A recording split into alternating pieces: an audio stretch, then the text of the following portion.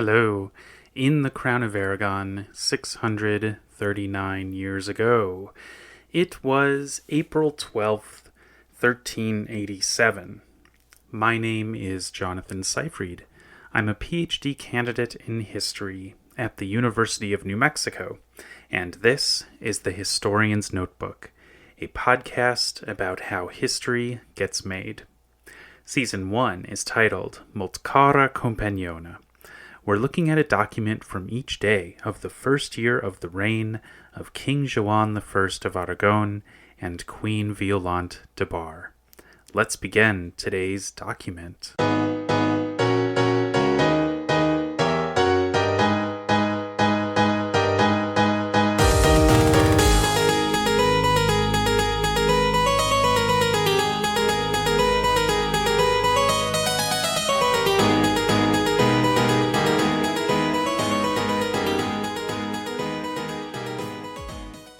Today's document is written by Joan, and it is in the Secret Seal Register, and it's addressed to Re muy caro hermano.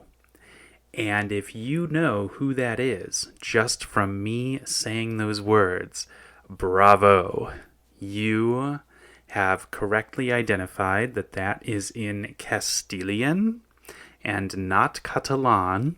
The Catalan would be something like muito car, and then it would just be herman, I think. Although I'm not that great. I mean, come on. Who am I to be giving quizzes on this thing? But anyway, it's in Castilian, and then it is most dear brother, king. Re muy caro hermano. And that is the way that Joan would be addressing the King of Castile, whose name, they share names. His name is Juan. And Joan, of course, is Catalan for John. So we've got King John I of Aragon and King John I of Castile. So maybe that's why Joan is so comfortable calling him muy caro hermano, but my guess is that he would just say that anyway. So this document doesn't really reveal its entire meaning. It has these tantalizing hints at so much more. And we also have to think about this document in the context of the one that we examined from Violante just yesterday, in which she's saying to those mercenary commanders, don't you take your troops through the Crown of Aragon. I don't care how you get to Castile. You're not going to be marauding your way through the Crown of Aragon and depleting all of our resources because of all the stomachs of your men that need to be filled.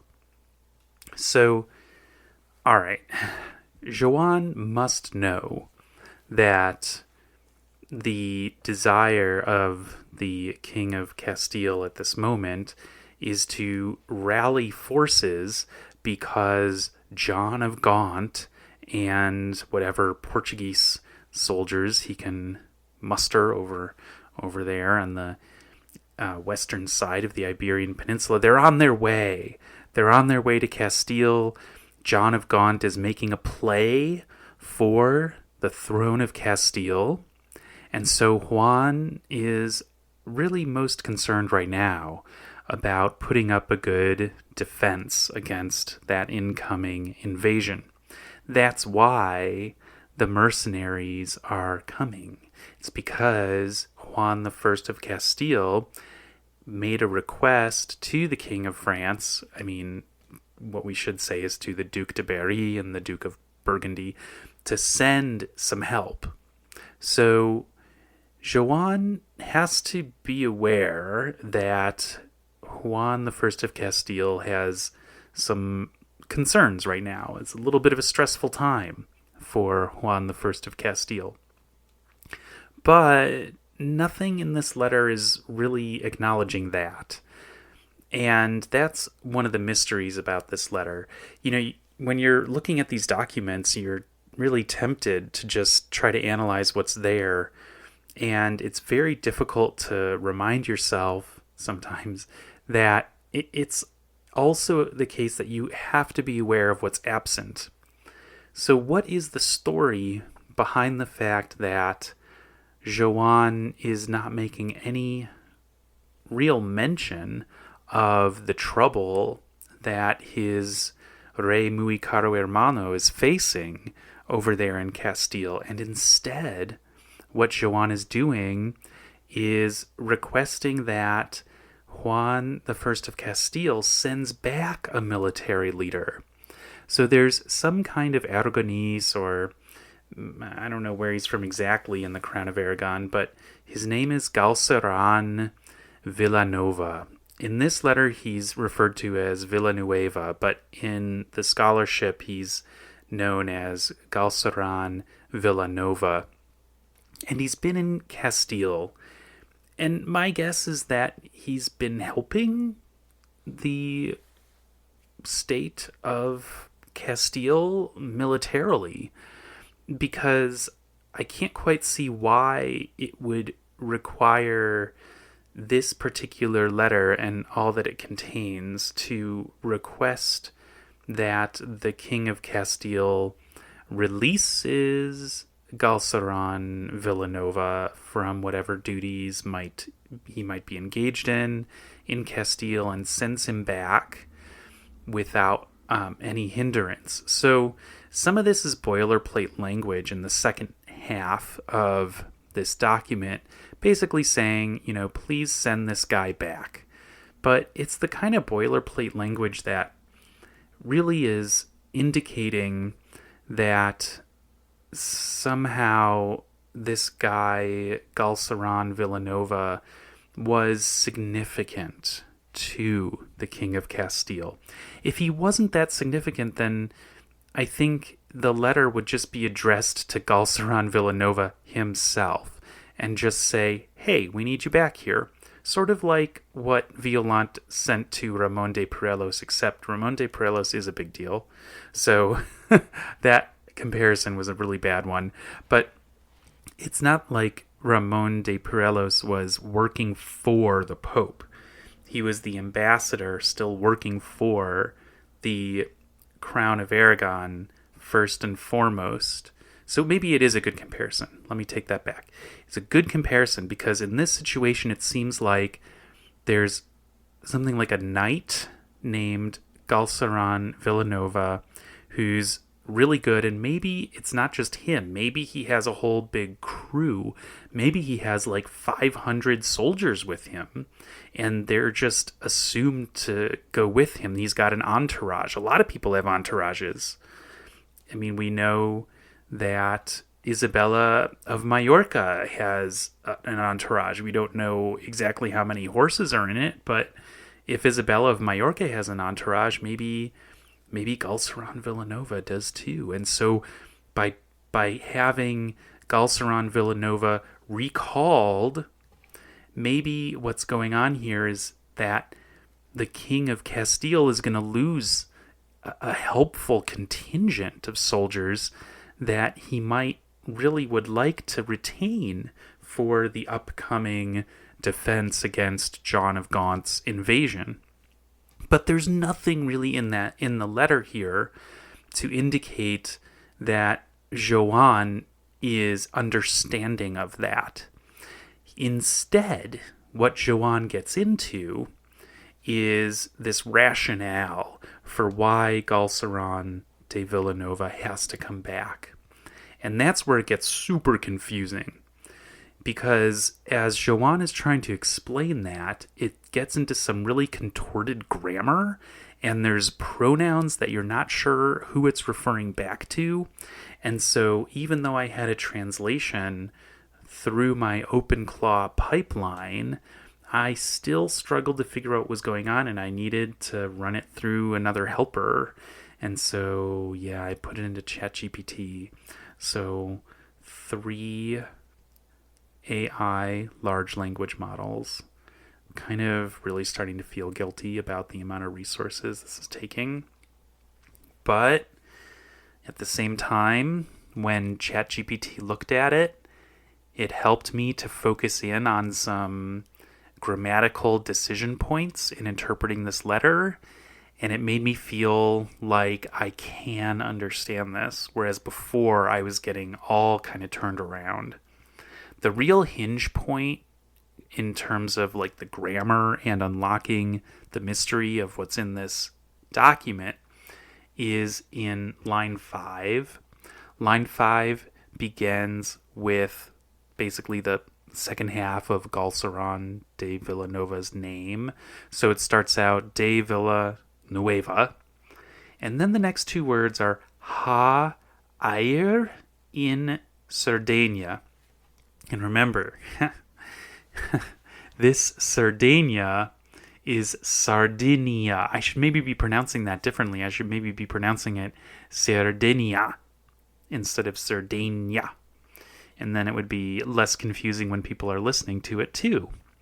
So remember, the key to understanding whether it's Sardinia, the region near the Pyrenees, inland, or whether it is Sardinia, the island, it all comes down to one letter. It's what follows the D. And if it's the letter E, we're talking about the island. And if it's the letter A, we're talking about the region near the mountains. So we are definitely talking about the island. We've already had a document recently. I can't remember what day it was exactly, but it's sometime in the last month where Joan is writing to the Bishop of Zaragoza saying, you need to gather up money so that I can pay the soldiers to go to Sardinia because there's a real dire situation going on in Sardinia. They're rebelling. We need to send soldiers. I'll put a link to that in the webpage for today's episode, whatever date that was. So we know that Joan's number one concern is not to lose Sardinia. So he's recalling Galceran de Vilanova, who must go to Sardinia. And that ha ayer en is not some kind of pluperfect, which is what I thought it was, because in modern Castilian, if you see an HA, then what you're looking at is a grammatical construction about the pluperfect, saying it was like it had been something, or had been doing something, had been eating, had been sleeping. And, well, I think I've got that right. But that's just off the top of my head, so that might be wrong. But anyway, you're looking at something that is about the past tense. But here, it really looks like this is a form of hacer, and then we've got an infinitive of to go. So something like that YR is what in modern Castilian would be IR. So it's saying he has to go, and then N. This is not the use of the preposition N in modern Castilian, but I think in the Middle Ages there was more flexibility with some of these prepositions. And so I think what's being indicated here is, and this is what ChatGPT also said, so the two of us, I guess, are in agreement here, or I guess maybe I should say ChatGPT convinced me that what Joan is communicating to his re muy caro hermano is that Galceran de Vilanova must go to Sardinia. Who must he go with? He must go with, the next word is CO with a macron for con, or in Catalan would be com, Don Ximen Perez d'Arenos. That's another person who is in the secondary literature associated with the provincial leadership in Sardinia representing the Crown of Aragon.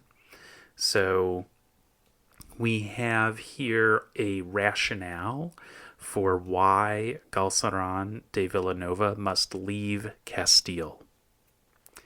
but we don't have like an apology. We don't have anything like, Rey muy caro hermano, I am so sorry that I'm removing a military figure and potentially a powerful entourage from your situation in which, they don't know how this is going to unfold. They don't know that John of Gaunt's troops all fall sick on their way into Castile and are weakened substantially. They don't know that the mercenaries from France are going to make it in time, traveling through not the Crown of Aragon, but through Navarre, and make it in time to really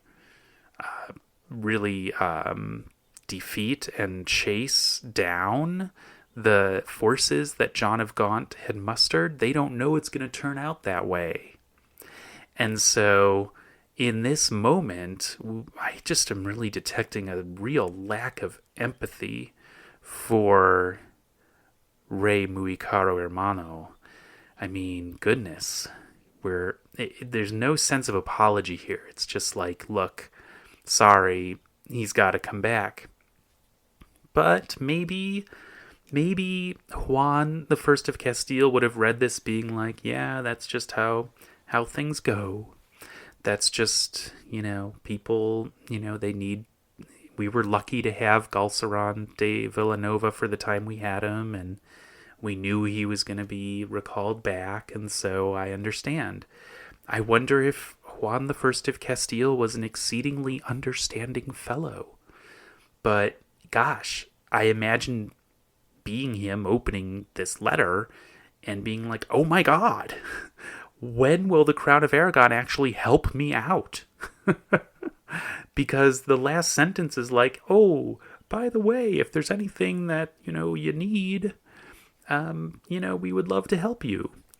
But I haven't seen anything that is actually helping with the crisis that is taking place, that is unfolding, that is on the horizon for Castile in this moment. So there's a lot of questions that come up with this letter. I feel like I understand it pretty well, but then I also feel like I'm missing a lot of context. Like, how do these monarchs expect to relate to each other? Is this like some kind of sign that the Crown of Aragon is like way more powerful than Castile and can just, say no to all these things that Castile is requesting? I'm not sure that would be the case because Castile's pretty powerful too. Yeah, it's a situation that is mysterious to me. And you know what? We also just have to admit that maybe Joan just kind of like forgot. Like, he's got other things on his mind maybe besides what Castile is going through.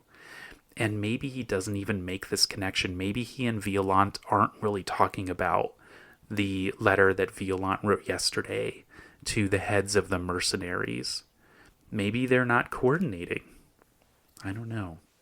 There's also the fact of he is about to get sick. And the first indication that I have found of the April illness is late April, April 21st, when Violante writes to somebody, I can't remember exactly who, that Joan is convalescing and doing well. It's one of those, right? We've seen a lot of those this year. Yeah, Joan's doing great. He's getting better. He's convalescing. It was a close call, but he's okay now. We've seen that a couple times already, more than a couple, whole series, and now we're about to see a lot more of that, and it gets even more dire for Joan. So when does he start feeling ill? That's a question that I really would like to know the answer to. And if it's like around now, if it's around mid-April, maybe he's just, letting his counselors handle this stuff, and he's not even thinking about how it might come across to Juan the First of Castile all that much. Maybe he's not really paying attention to some of the stuff that Violante is just handling on her own. Okay, there's mercenaries from France. You're from France. You just deal with that. I don't know. raises all kinds of questions, of course. Thanks for listening to this episode of The Historian's Notebook, Season 1, Molt cara compagnona. If you are leaving with more questions than you arrived with, my goodness, I hope you are, because I brought up so many. Well, I've done my job. Remember, the motto of the Historian's Notebook is dissatisfaction guaranteed. Visit the website to see an image of today's document and additional show notes, and listen again tomorrow to hear about the next day in the first year of the reign of King Joan I of Aragon and Queen Violante de Bar. In the meantime, take care.